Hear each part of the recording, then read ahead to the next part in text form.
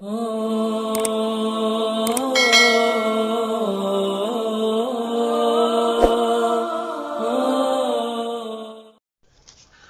اللہ الرحمن الرحیم۔ مقدمہ۔ خلافت۔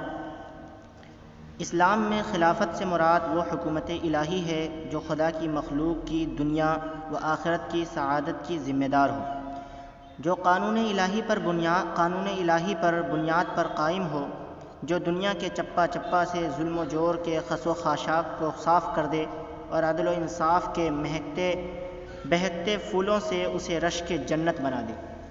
اس خداوندی حکومت کا رئیس خلیفہ کہلاتا ہے، کیونکہ وہ زمین پر اللہ تعالیٰ کا نائب ہوتا ہے، اور خلیفہ کے معنی یہی ہے۔ قرآن کریم میں خلافت عرضی کو بہت بڑی نعمت بتایا گیا ہے۔ یہ اللہ تعالیٰ کے ان نیکوکار اور فرمانبردار بندوں کو عطا کی جاتی رہی ہے جو اس کی ذمہ داریوں کو پورا کرنے کی صلاحیت رکھتے تھے۔ وَهُوَ الَّذِي جَعَلَكُمْ خَلَائِفَ الْأَرْضِ وَاذْكُرُوا إِذْ جَعَلَكُمْ خُلَفَاءَ مِن بَعْدِ قَوْمِ نُوحٍ۔ وہی پروردگار ہے جس نے تم کو زمین کی خلافت دی، اور یاد کرو جب تم کو قوم نوح کے بعد خلیفہ بنایا۔ یا داؤد انا جعلناک خلیفۃ فی الارض، اے داؤد ہم نے بھی تم کو دنیا میں خلیفہ بنایا۔ وَلَقَدْ كَتَبْنَا فِي الزَّبُورِ مِن بَعْدِ الذِّكْرِ أَنَّ الْأَرْضَ يَرِثُهَا عِبَادِيَ الصَّالِحُونَ۔ اور زبور میں ہم نے لکھ دیا کہ نصیحت کے بعد زمین کی حکومت ہمارے صالح بندوں کے ہاتھ آئے گی۔ ہجرت مدینہ کے بعد ہی جب مسلمان ہر طرف دشمنوں سے گھرے ہوئے تھے، ایک طرف مکہ والے مدینہ آ کر مسلمانوں پر حملہ کرنے کے لیے اپنے ہتھیار تیز کر رہے تھے، دوسری طرف خود مدینہ کے یہود و منافقین مسلمانوں کو پھانسنے کے لیے نئے نئے جال بچھا رہے تھے، تو اللہ تعالیٰ نے اس پریشانیوں کے ہجوم میں انہیں اطمینان دلایا تھا۔ وعد اللہ الذین آمنوا منکم وعملوا الصالحات لیستخلفنہم فی الارض کما استخلف الذین من قبلہم ولیمکنن لہم دینہم الذی ارتضی لہم ولیبدلنہم من بعد خوفہم امنا۔ تم میں سے جو لوگ ایمان لائے اور نیک عمل کیے، خدا نے ان سے وعدہ کیا ہے کہ انہیں وہ زمین کی خلافت دے گا جس طرح اس نے پچھلی نیک عمل قوموں کو دی، اور ان کے لیے ان کے خدا کا پسندیدہ دین مضبوط کر دے گا، اور ان کے خوف کے دنوں کو امن کے زمانے سے بدل دے گا۔ چنانچہ یہ وعدہ خداوندی بہت جلد پورا ہو گیا۔ ہجرت کے 10 سال بعد یہی مظلوم اور مجبور بے سر و سامان مسلمان سارے جزیرۃ العرب پر حکومت الہی کے جھنڈے گاڑ چکے تھے۔ ایک طرف وہ کسریٰ کی طاقت کو دھمکا رہے تھے، اور دوسری طرف قیصر کی قوت سے ٹکرا رہے تھے۔ اس نئے دور خلافت اسلام کے پہلے خلیفہ محمد رسول اللہ صلی اللہ علیہ وسلم تھے، اور دوسرے خلیفہ جنہیں اول خلیفہ رسول ہونے کا فخر حاصل ہوا وہ ابو بکر صدیق تھے۔ لیکن تاریخ اسلام میں چونکہ خلیفہ کا استعمال خلیفہ رسول اللہ کے معنی میں ہوا ہے، اس لیے خلیفہ اول حضرت ابو بکر صدیق ہی شمار کیے جاتے ہیں۔ نسب خلافت۔ جمہور اسلام اس امر پر متفق ہے کہ خلیفہ کا مقرر کرنا امت کے لیے واجب ہے، لیکن وجوب کی صورت میں اختلاف ہے۔ ایک جماعت کا قول ہے کہ شرعاً واجب ہے۔ دلائل یہ ہے کہ رسول اللہ صلی اللہ علیہ وسلم نے ارشاد فرمایا: من مات ولیس فی عنقہ بیت مات میتۃ جاہلیۃ۔ جو شخص دنیا سے رخصت ہوا اور خلیفہ وقت کی بیعت کے حلقے سے اس کی گردن خالی ہوئی، وہ جاہلیت کی موت مرا۔ رسول اللہ صلی اللہ علیہ وسلم کی وفات کے بعد صحابہ کرام نے بالاتفاق خلیفہ کا مقرر کرنا ضروری سمجھا، اور اس کام کو اس قدر اہم قرار دیا کہ آپ کی تدفین پر اس کو مقدم کیا۔ شریعت اسلامیہ نے جو امور مسلمانوں پر واجب کیے ہیں، مثلا حدود شرعیہ کا اجرا، بغیر خلیفہ کے پورا نہیں ہو سکتے، اور یہ امر مسلم ہے کہ واجب جن چیزوں پر موقوف ہوتی ہے وہ بھی واجب ہوتی ہے۔ دوسرے گروہ کا خیال ہے کہ شرعاً نہیں بلکہ عقلاً واجب ہے، کیونکہ ہر جماعت کو ایک ایسی طاقت کی ضرورت ہوتی ہے جو اس کے قانون کو عملی طور پر نافذ کرے، افراد امت کے جھگڑے چکائے اور ملک میں امن و امان کے قیام کی ذمہ دار ہو۔ اسی وجہ سے انسانی سوسائٹی کی مسلم ضروریات میں ایک صاحب اقتدار حاکم کی ضرورت داخل ہے۔ لیکن یہ دو رائیں اپنی اپنی جگہ صحیح ہیں، اور دونوں میں توفیق ممکن ہے۔ حقیقت یہ ہے کہ عقل اور شرع دونوں خلیفہ کے تقرر کی ضرورت پر متفق ہیں۔ عقل قوم کے نظم و ضبط کے لیے ایک حاکم با اختیار کی ضرورت کا تقاضا کرتی ہے، اور شرع ملت کی پیشوائی کے لیے ایک ایسے اعلیٰ نمونے کی طلبگار ہے جس کی طاقت کا سرچشمہ امت ہی کی طاقت ہو، اس کا ذاتی جاہ و جلال نہ ہو۔ علامہ ابن خلدون نے مقدمہ تاریخ میں ایک تیسرے گروہ کا بھی ذکر کیا ہے جو نسب امام کو شرعاً یا عقلاً کسی طرح ضروری نہیں سمجھتا۔ معتزلہ میں سے اصم اور بعض خوارج اسی گروہ میں شامل ہیں۔ ان کا نقطۂ نظر یہ ہے کہ یہ تو ضروری ہے کہ امت میں قانون الہی کا رواج ہو، لیکن جب یہ قانون دستور کی حیثیت اختیار کر لے اور ملک میں امن و امان ہو جائے تو کسی امام یا خلیفہ کی ضرورت نہیں رہتی۔ اجماع امت اس گروہ کی رائے کے خلاف ہے۔ خلفائے راشدین کے بعد خلفاء میں حکومت و ریاست کے اثرات سے جو اخلاقی کمزوریاں پیدا ہو گئیں، ان سے متاثر ہو کر ان لوگوں نے یہ مذہب اختیار کیا۔ الحاصل علماء کا اتفاق ہے کہ مسلمانوں کو اپنا خلیفہ یا امام مقرر کرنا ضروری ہے جس سے امت کا شیرازہ مجتمع اور اس کی جماعتی حیثیت برقرار رہے اور وہ انتشار خیال و پراگندی عمل کا شکار ہو کر صفحہ ہستی سے حرف غلط کی طرح نہ مٹ جائے۔ شروط خلافت۔ دنیا کے ہر ملک اور ہر قوم کے عقلاء یہ اصول تسلیم کرتے ہیں کہ ملک کا بادشاہ اور قوم کا سردار ایسا ہونا چاہیے جو عاقل ہو، بالغ ہو، آزاد ہو، مرد ہو، بہادر ہو، عقل مند ہو، صاحب اثر و اقتدار ہو۔ اسلام نے ان شروط پر جو عقلاً ضروری ہے حسب ذیل شروط کا اور اضافہ کیا ہے۔ مسلمانوں کے خلیفہ کے لیے ضروری ہے کہ وہ مسلمان ہو، عالم ہو، تاکہ قرآن کریم جو حکومت اسلامی کا قانون ہے کی دفعات کو سمجھ سکے اور سنت رسول اللہ کی روشنی میں اس کی تفصیلات کو حل کر سکے۔ عادل ہو تاکہ ماتحت حکام کے لیے جن کا اس وصف سے موصوف ہونا ضروری ہے ایک بہترین نمونہ بن سکے۔ قریشی، خاندان قریش کا فرد ہو۔ پہلی 3 شرطیں ایسی ہیں جس پر تمام علماء امت کا اتفاق ہے، لیکن چوتھی شرط میں اختلاف ہے۔ رسول اکرم صلی اللہ علیہ وسلم نے ارشاد فرمایا، الائمۃ من قریش، کہ امام قریش میں سے ہوں، اور قدموا قریشا ولا تقدموها، قریش کو مقدم رکھو، ان سے مقدم نہ ہو۔ یہ اور اسی قسم کی بعض دوسری احادیثیں اشتراط قریشیت کی بنیاد بحث ہیں۔ شرط قریشیت کے منکرین کہتے ہیں کہ خداوند تعالی نے اپنے پیغمبر کو مساوات انسانیت کا علمبردار بنا کر بھیجا، اور آپ صلی اللہ علیہ وسلم نے انسانوں کے بنائے ہوئے تمام جنسی و خاندانی امتیازات کو مٹا دیا۔ پھر یہ کیوں کر ممکن تھا کہ آپ خلافت کو قریش کے ساتھ مخصوص کر کے ان غیر اسلامی امتیازات کے نشانات باقی رکھتے ہیں۔ رسول اکرم صلی اللہ علیہ وسلم نے فرمایا، اسمعوا و اطیعوا وان ولی علیکم عبد حبشی ذو ذبیبۃ، یعنی اگر ایک حقیر صورت حبشی غلام بھی تم پر حاکم بنا دیا جائے تو اس کی بھی بات سنو اور اطاعت کرو۔ اور حضرت عمر فاروق رضی اللہ تعالی عنہ نے فرمایا، لو کان سالم مولا حذیفہ حیا لولیتہ، یعنی اگر سالم حذیفہ کے غلام زندہ ہوتے تو میں انہیں ولی عہد بناتا۔ ان ارشادات سے معلوم ہوتا ہے کہ نہ رسول اکرم صلی اللہ علیہ وسلم نے خلافت میں شرط قریشیت کا اعتبار ضروری سمجھا اور نہ حضرت عمر نے۔ کائنات عالم کا ایک اٹل قانون ہے کہ دنیا ہمیشہ انقلابات کا گہوارہ رہی ہے اور رہے گی۔ تلک الایام نداولها بین الناس، یہ مختلف حالات پر مشتمل اوقات ہیں جنہیں ہم انسانوں میں بدلتے رہتے ہیں۔ قریش بھی اس قانون کے ادارے سے خارج نہ تھے، پھر یہ کیوں کر ممکن تھا کہ شریعت ان کے ساتھ خلافت کی تخصیص کر کے ہر زمانہ میں خواہ وہ اس کے ذمہ داریوں سے عہدہ بر ہونے کی صلاحیت رکھتے ہوں یا نہ رکھتے ہوں، یہ بار ان کی گردن پر رکھ دیتی۔ پہلی حدیث کوئی حکم یا تشریع نہیں بلکہ ایک پیشین گوئی ہے جو رسول اللہ صلی اللہ علیہ وسلم نے خلافت کے متعلق فرمائی، اور دوسری حدیث سے خلافت کے مسئلے کا تعلق واضح نہیں۔ امام عشائرہ ابو بکر باقلانی اور علامہ ابن خلدون کی یہی رائے ہے۔ شرط قریشیت کے مؤیدین کہتے ہیں، بے شک اسلام مساوات انسانی کا علمبردار ہے، لیکن اس کے معنی یہ نہیں کہ تمام انسان تمام حیثیات سے برابر ہیں، ان میں مرتبہ اور درجہ کا کسی قسم کا کوئی فرق ہی نہیں۔ تمام انسانوں میں حقوق انسانیت کے اعتبار سے مساوات ہے، مثلا اوامر و نواہی اور حدود وغیرہ میں، لیکن اسلام ان میں اختلاف اوصاف کے لحاظ سے اختلاف مراتب کو تسلیم کرتا ہے۔ مثلا علماء کی غیر علماء پر، مردوں کی عورتوں پر برتری نص قرآنی سے ثابت ہے۔ رسول اکرم صلی اللہ علیہ وسلم کے ساتھ قریش کا نسبی تعلق ان کے لیے باعث فخر ہے۔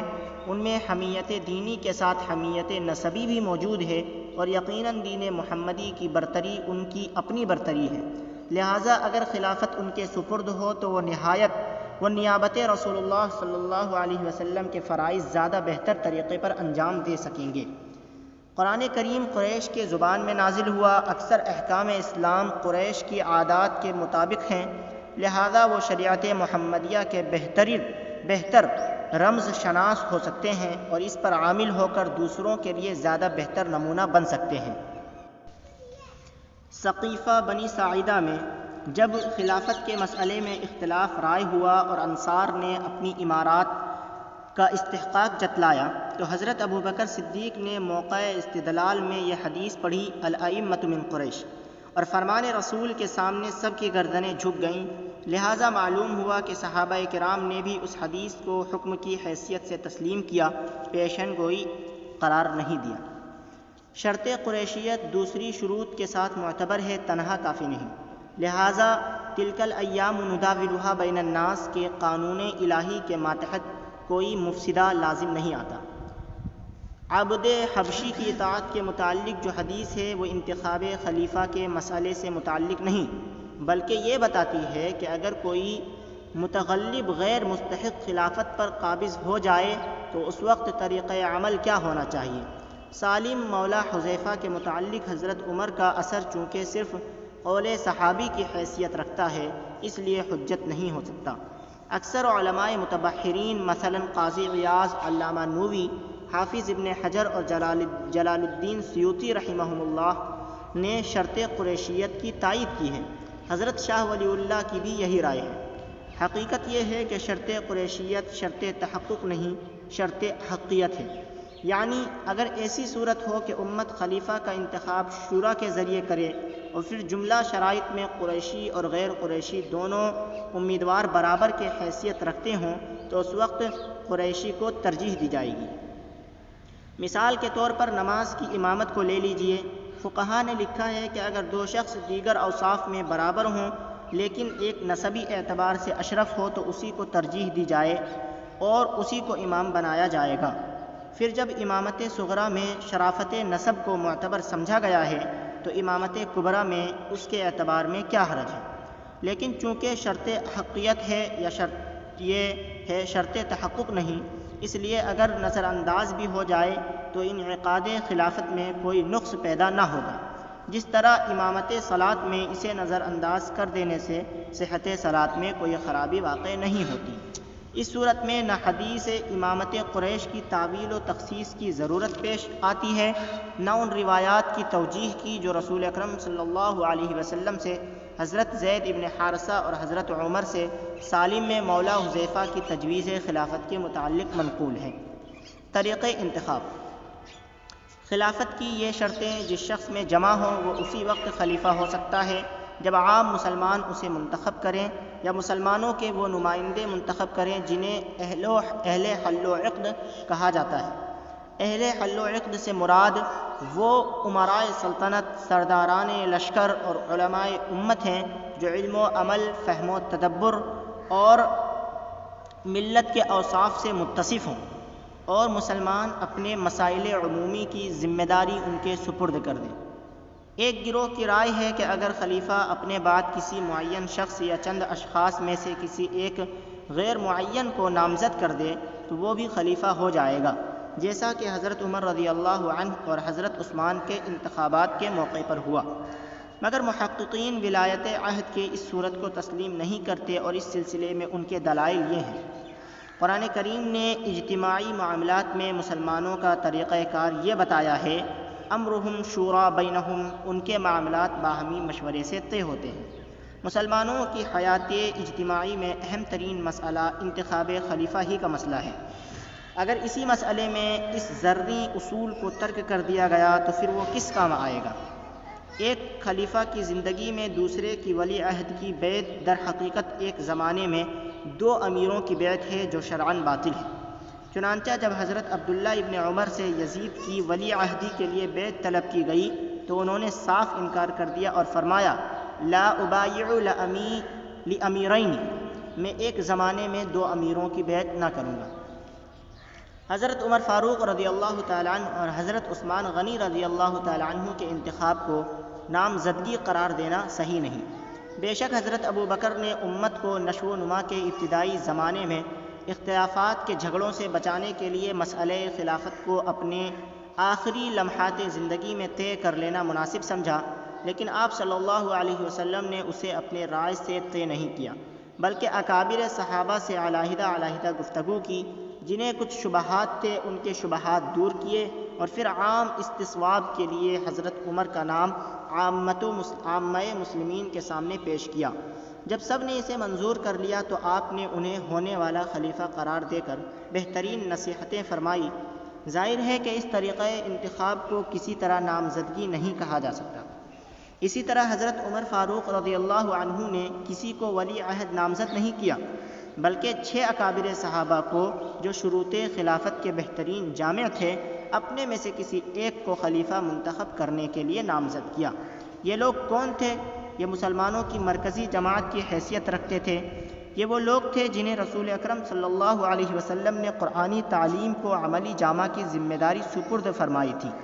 یہ السابقون الاولون من المہاجرین والانصار تھے، یعنی مہاجرین و انصار کے پہلے طبقے کے لوگ تھے، جن کے متعلق قرآن کریم کا اعلان تھا رضی اللہ عنہم ورضوا عنہ، ان کا فیصلہ خدا کے ہاں پسندیدہ ہے اور خدا کا فیصلہ انہیں تسلیم ہے۔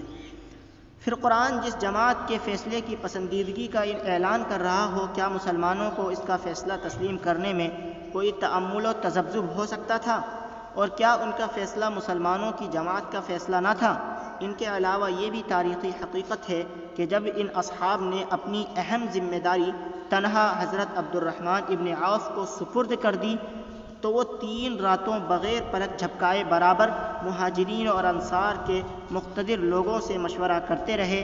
پھر امت کی عام رائے کے مطابق حضرت عثمان کے انتخاب کا اعلان فرمایا۔ شیعہ نقطۂ نظر۔ خلافت و امامت کے متعلق شیعہ نقطۂ نظر مختلف ہے۔ جماعت امامیہ کا خیال ہے کہ خلافت ان مصالح عامہ میں سے نہیں ہے جنہیں امت کی رائے پر چھوڑ دیا جائے، بلکہ یہ دین کا رکن اور مذہب کی بنیاد ہے۔ پیغمبر خدا صلی اللہ علیہ وسلم کا فرض تھا کہ وہ ایسے اہم مسئلے کو وحی الہی کی روشنی میں طے کر کے جاتے، چنانچہ انہوں نے ایسا کیا اور حضرت علی رضی اللہ عنہ کو اپنے بعد خلیفہ و امام مقرر فرمایا، اور انہوں نے اپنے بعد حضرت امام حسن اور انہوں نے اپنے بعد حضرت امام حسین کو۔ اسی طرح یکے بعد دیگرے 12 ائمہ کو اولاد فاطمہ رضی اللہ عنہا سے نص کی تصریحات کے مطابق خلیفہ و امام ہوئے۔ امامیہ حضرات شیخین رضی اللہ عنہما کو غاصب قرار دیتے ہیں کیونکہ انہوں نے خدا اور رسول کے احکام پر عمل نہ کیا اور حضرت علی سے خلافت چھین لی۔ جماعت زیدیہ کہتی ہے کہ رسول اکرم صلی اللہ علیہ وسلم نے اپنے بعد حضرت علی کی خلافت کی تعیین تو کی، مگر یہ تعیین نام کے ساتھ نہیں تھی بلکہ صفات کے ساتھ تھی۔ صحابہ ان صفات کو ان کے موقع اور محل پر منطبق کرنے سے قاصر رہے اور بجائے حضرت علی کے دوسروں کو ان کی جگہ دے دی گئی۔ یہ حضرات شیخین کو برا نہیں کہتے، لیکن حضرت علی کو ان سے افضل مانتے ہیں اور افضل کو ہوتے ہوئے مفضول کی خلافت کو بھی جائز سمجھتے ہیں۔ ان کے نزدیک شروط امامت وہی ہے جو مذکور ہوئیں، مگر قریشیت کے بجائے فاطمیت کی شرط لگاتے ہیں، اور خلافت کے ثبوت کے لیے خلیفہ اور امام کا دعوے دار بن کر کھڑا ہونا بھی ضروری سمجھتے ہیں۔ ان کے علاوہ شیعوں کے اور بھی بہت سے گروہ ہیں جن کے مسئلہ خلافت میں مختلف خیالات ہیں۔ جماعت شیعہ اپنے تمام اماموں کو نبیوں کی طرح معصوم سمجھتی ہے اور ان کا عقیدہ ہے کہ ائمہ سے کوئی صغیرہ یا کبیرہ گناہ سرزد نہیں ہو سکتا۔ صورت استیلاء۔ شروط اور طریق انتخاب کے متعلق جو کچھ لکھا گیا یہ اس صورت میں قابل عمل ہے جب مسلمانوں میں ان کا شرعی نظام اپنی جمہوری روح کے ساتھ باقی ہو، امت اپنے رئیس کے انتخاب میں آزاد ہو اور اس کے سامنے یہ سوال آئے کہ وہ کسے اپنا خلیفہ منتخب کرے۔ لیکن مسلمانوں کی بدقسمتی سے یہ شرعی نظام خلفائے راشدین کے بعد باقی نہیں رہا۔ نظام شرعی کے درہم برہم ہو جانے کے بعد انعقاد خلافت کی کیا صورت ہے، یہ ایک الگ موضوع ہے، اور شریعت اسلام نے پوری توضیح کے ساتھ اس کی بھی تفصیل کر دی۔ یہی وجہ ہے کہ حضرت علی کرم اللہ وجہہ کی شہادت کے بعد جب اموی خلافت قائم ہوئی تو صحابہ کرام کو اپنی راہ عمل متعین کرنے میں ذرا بھی پریشانی لاحق نہ ہوئی۔ نظام شرعی کی برہمی کے بعد انعقاد خلافت کی دو شرطیں ہیں: قبضہ کامل اور اسلام، یعنی اگر کوئی مسلمان اپنی طاقت اور اقتدار کے زور سے منصب خلافت پر قبضہ کر لے اور اس کی حکومت جم جائے تو ہر مسلمان پر واجب ہے کہ اسے خلیفہ تسلیم کر لے اور تمام شرائط اطاعت بجا لائے۔ اب خواہ کوئی کتنا ہی احق اور افضل کیوں نہ ہو، اسے جائز نہیں کہ اس کی خلافت کا انکار کرے اور مسلمانوں میں فتنہ اور فساد کا دروازہ کھولے۔ اس حکم کی مصلحت صاف ظاہر ہے۔ اگر اب بھی تمام شروط کا اعتبار ضروری قرار دیا جائے تو ہر شخص جس کے ساتھ 4 آدمی ہوں اپنے آپ کو دوسروں سے بہتر بنا کر خلافت کا مدعی بن کھڑا ہو۔ پھر نظام شرعی تو ٹوٹ پھوٹ چکا۔ افضل اور مفضول، مستحق اور غیر مستحق کا فیصلہ کون کرے گا؟ لازماً اس فیصلے کے لیے زبان شمشیر ہی میدان میں آئے گی، فتنہ اور فساد کی آگ بھڑکے گی، خون کی ندیاں بہیں گی، ملک کا امن و امان تباہ ہو جائے گا اور مسلمانوں کی جمعیت ٹکڑے ٹکڑے ہو جائے گی۔ عبادہ ابن صامت کہتے ہیں کہ ہم نے اس بات پر رسول اللہ صلی اللہ علیہ وسلم کی بیعت کی کہ ہر حال اور ہر صورت میں امام کی اطاعت کریں گے۔ حکومت کے معاملے میں ہم اہل حکومت سے جھگڑا نہ کریں گے بجز اس صورت کے کہ ان سے کھلم کھلا کفر ظاہر ہو اور تمہارے پاس اس معاملے میں کتاب اللہ کی دلیل موجود ہو۔ عبد حبشی کی طاعت کے متعلق جو حدیث پہلے گزر چکی وہ ابھی اسی صورت سے تعلق رکھتی ہے۔ یہ مسلط خلیفہ اور امیر اگر دینداری کے معمولی معیار پر بھی پورے نہ اتریں اور فسق و فجور کے مرتکب ہوں تب بھی ان کا مقابلہ جائز نہیں۔ ہاں البتہ ان کی بری باتوں کو برا سمجھا جائے گا اور وہ اللہ تعالیٰ کی معصیت کا حکم دیں تو اس کی تعمیل سے انکار کر دیا جائے گا۔ تمہارے بہتر امام وہ ہیں جن سے تم محبت کرتے ہو اور وہ تم سے محبت کرتے ہیں، تم ان کے لیے رحمت کی دعا مانگتے ہو اور وہ تمہارے لیے مانگتے ہیں، اور بدتر امام وہ ہے جنہیں تم دشمن سمجھتے ہو اور وہ تمہیں دشمن سمجھتے ہیں، تم ان پر لعنت بھیجتے ہو اور وہ تم پر۔ صحابہ نے کہا یا رسول اللہ کیا ایسے حکام سے ہم نہ لڑیں؟ آپ نے فرمایا نہیں، جب تک وہ تم میں نماز قائم کر رکھیں، اطاعت ہی کر۔ وہاں جو شخص اپنے حاکم کی کوئی ناجائز بات دیکھے تو اسے برا سمجھے لیکن اس کی اطاعت سے باہر نہ ہو۔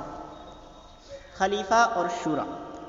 اب یہاں ایک بحث یہ پیدا ہوتی ہے کہ خلیفہ یا امام جب مسلمانوں کی رائے سے منتخب ہو چکا تو اسے معاملات خلافت میں اہل حل و عقد سے مشورہ لینا ضروری ہے یا نہیں؟ اگر ضروری ہے تو ہر معاملے میں ضروری ہے یا صرف مہمات امور میں؟ پھر رائے لینے کے بعد اس پر عمل کرنا ضروری ہے یا خلیفہ آزاد ہے خواہ عمل کرے یا نہ کرے؟ اس بحث کی بنیاد قرآن کریم کی یہ آیت ہے وَشَاوِرْهُمْ فِي الْأَمْرِ فَإِذَا عَزَمْتَ فَتَوَكَّلْ عَلَى اللَّهِ۔ اے نبی اس طرح کے معاملات میں یعنی امن اور جنگ کے معاملات میں ان سے مشورہ کر لیا کرو، پھر جب ایسا ہو کہ تم نے کسی بات کا عزم کر لیا تو چاہیے کہ خدا پر بھروسہ کر کے اور جو کچھ ٹھان لیا ہے اس پر کاربند ہو جاؤ۔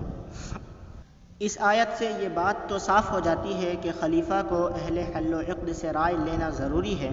حضرت حسن بصری رحمۃ اللہ علیہ اور سفیان بن عیینہ رحمۃ اللہ علیہ فرماتے ہیں کہ اللہ تعالیٰ نے اپنے پیغمبر کو مشورے کا حکم اسی لیے دیا تاکہ دوسرے اس معاملے میں آپ کی پیروی کریں اور آپ صلی اللہ علیہ وسلم کی امت میں یہ سنت جاری ہو جائے، اور یہ امر بھی واضح ہو جاتا ہے کہ یہ مشاورت اہم معاملات میں ضروری ہے، غیر اہم مسائل میں نہیں، کیونکہ یہ آیت خود جنگ احد کے متعلق نازل ہوئی ہے۔ اب تیسری بات رہ جاتی ہے کہ مشاورت کے بعد خلیفہ کو اہل شورا کی رائے خواہ وہ بالاغلبیت ہو یا بالاتفاق پر عمل کرنا ضروری ہے یا نہیں۔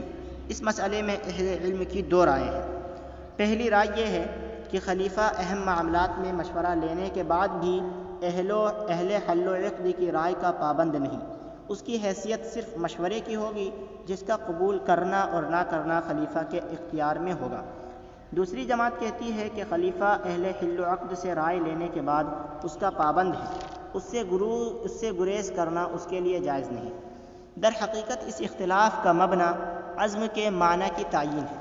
قول اول کے قائلین عزم کے معنی ارادے کی پختگی اور طبیعت کے اطمینان کے لیتے ہیں۔ اس صورت میں آیت کا مطلب یہ ہوگا کہ پہلے مشورہ کر لو، پھر مشورہ کے بعد کسی ایک بات کا جس پر طبیعت ٹھک جائے پختہ ارادہ کر لو، پھر اللہ تعالیٰ پر بھروسہ کر کے اسے کر گزرو۔ بعض مفسرین کی تشریحات سے اس معنی کی تائید ہوتی ہے، یعنی مشورہ کے بعد جب تم کسی کام کا پختہ ارادہ کر لو اور تمہارا دل اس کام پر ٹھک جائے تو پھر اسے بہتر اور اصلح طریق پر انجام دینے میں اللہ پر بھروسہ کرو، کیونکہ جو بات تمہارے حق میں بہتر ہے اسے اللہ تعالیٰ ہی جانتا ہے، نہ تم جانتے ہو نہ تمہارے مشیر۔ دوسری جگہ البحر المحیط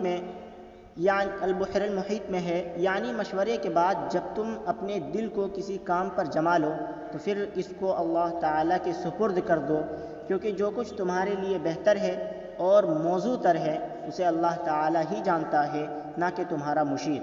اس آیت میں دلیل ہے مشورے کی ضرورت اور رائے کی پختگی و تنقیح اور اس میں غور و فکر کی ضرورت پر۔ اس قول کے مؤیدین کے نزدیک خلیفہ کا مقصد مشورہ سے یہ ہونا چاہیے کہ بحث کے مختلف گوشے اس کے سامنے کھل جائیں اور پھر وہ یقین اور طمانینت کے ساتھ کوئی راہ عمل اختیار کر سکے۔ خلفائے راشدین رضی اللہ عنہم کے طرز عمل میں بھی اس رائے کی تائیدات ملتی ہیں۔ بعض یہ ہیں: حضرت ابوبکر صدیق رضی اللہ عنہ نے فتنہ ارتداد کے ظہور کے وقت اہل شورا سے مشورہ کیا۔ اکثر صحابہ کی رائے تھی کہ فی الحال مانعین زکوٰۃ سے تعرض نہ کیا جائے اور نرمی سے کام لے کر معاملے کو سلجھایا جائے۔ حضرت عمر کی بھی یہی رائے تھی، لیکن صدیق اکبر نے اس رائے کو قبول کرنے سے سختی سے انکار کیا اور اس فتنہ کی آگ کو آب شمشیر سے دھویا۔ اسی طرح جماعت سبائیہ کی فتنہ پردازیوں کے انسداد کے لیے سن 34 ہجری میں حضرت عثمان غنی رضی اللہ عنہ نے جو اہم مجلس شورا منعقد کی، اس میں تقریباً متفقہ رائے یہ تھی کہ فتنہ پردازوں کے ساتھ سختی کا برتاؤ کیا جائے، لیکن حضرت عثمان نے اس رائے پر عمل کرنے سے انکار فرما دیا اور نرمی اور درگزر کی پالیسی کو ترجیح دی۔ قول دوم کے قائلین کے نزدیک عزم شورا سے علیحدہ کوئی چیز نہیں، بلکہ اسی شورا کے قصد نفاذ کا نام عزم ہے۔ مفسر جلیل حافظ ابن کثیر اس آیت کے ذیل میں لکھتے ہیں کہ عزم حقیقت میں ارادہ نفاذ کا نام ہے۔ چنانچہ حضرت علی سے مروی ہے کہ رسول اللہ صلی اللہ علیہ وسلم سے عزم کے معنی پوچھے گئے تو آپ نے جواب یہ دیا: اہل الرائے سے مشورہ کرنا اور پھر اس پر کاربند ہونا۔ محترم مولانا حفظ الرحمان صاحب سیہاروی نے اپنی غیر مطبوعہ کتاب میں اس مسلک کی تائید کی ہے۔ تائید میں حسب ذیل دلائل جمع فرمائے ہیں جو ممدوح کے شکریہ کے ساتھ درج ذیل ہیں۔ نمبر 1، مجمع الزوائد میں حضرت علی سے روایت ہے کہ انہوں نے حضور سے پوچھا: یا رسول اللہ، اگر کوئی بات قرآن اور سنت میں نہ پائے تو پھر کیا کریں؟ آپ نے ارشاد فرمایا کہ سمجھدار خدا پرستوں سے مشورہ کرو اور کسی ایک مخصوص شخص کے رائے کو جاری نہ کرو۔ حاکم نے مستدرک میں حضرت علی رضی اللہ عنہ ہی سے روایت کیا ہے کہ آپ نے فرمایا: اگر میں بغیر مشورے کے کسی کو خلیفہ بناتا تو ابن ام عبد یعنی عبداللہ ابن مسعود کو بناتا، مگر معلوم ہے کہ آپ نے ایسا نہ کیا۔ طبقات ابن سعد میں ہے کہ بعض صحابہ نے حضرت عمر سے دریافت کیا کہ جو بات ہم کو کتاب اللہ اور سنت رسول اللہ میں نہ ملے تو ہم اس کے متعلق کیا کریں؟ حضرت عمر رضی اللہ تعالی عنہ نے جواب دیا کہ جس جانب اہل الرائے کی کثرت ہو اسی پر عمل کرو۔